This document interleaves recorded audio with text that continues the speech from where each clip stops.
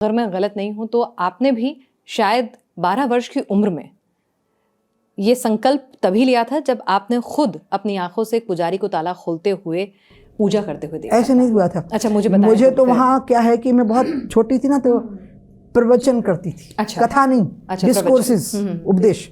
तो अयोध्या के संतों को पता लगा कि एक बहुत छोटी सी बच्ची है। तो रामचंद्र दास परमहंस जी जो लड़ रहे थे ना राम जन्मभूमि के लिए, तो कोर्ट में, तो उनको पता लगा तो उनने मुझको बुलवा लिया। संतों की इच्छा थी कि मुझे देखें, इतना छोटा बच्चा है। मैं गई तो रामचंद्र दास परमहंस जी ही मुझे राम जन्मभूमि दिखाने ले गए। सब अयोध्या दिखा रहे थे तो दिखाया, तो उनका बाबा अंदर चले, बोले नहीं यहाँ तो ताला लगा। क्यों लगा है ताला? तो उनने पूरी बात बताई। तो वो उस समय भी सिर्फ 12 साल की थी, लेकिन मुझे लगा अरे बाप रे, इस देश के इतना अपमान, मेरा इतना अपमान, मैं रामलला के दर्शन नहीं कर सकती, ताला लगा है। क्यों ताला लगा है? अच्छा, मुझे वो उसके जो गोल गोल डोम थे उसमें और मंदिर में फ़र्क नहीं नज़र आया। अच्छा, you understand, because I was very young. तो मेरे को यही लगा क्या मतलब है इसका, मैं समझी नहीं इस बात को कि ताला क्यों लगा वो। लेकिन वो ताला कहीं मेरे दिल पे लग गया और वो सीधे 6 दिसंबर को खुल गया था शाम को 5:30 बजे। और अब शायद पूरे दिव्य दर्शन होंगे 22 तारीख को।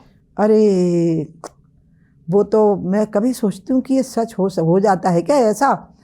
इस पूरी अडवाणी जी की रथ यात्रा जब चली है, राम रथ यात्रा, तो उसके आर्किटेक्ट मोदी जी थे, क्योंकि वो गुजरात के संगठन मंत्री थे। तो सोमनाथ एक सिंबल था कि जैसा सोमनाथ का किया है वैसे ही अयोध्या का करो, इसलिए अडवाणी जी ने सोमनाथ से शुरू किया।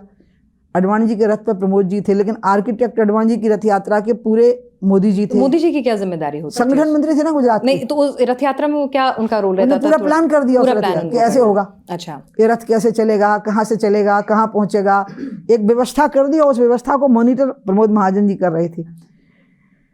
तब से वो चीज चली साहब। और वही व्यक्ति जो सोमनाथ से रथ को रवाना कर रहा है, अडवाणी जी के रथ को, वो वहां बैठ के अंत में प्राण प्रतिष्ठा करेंगे।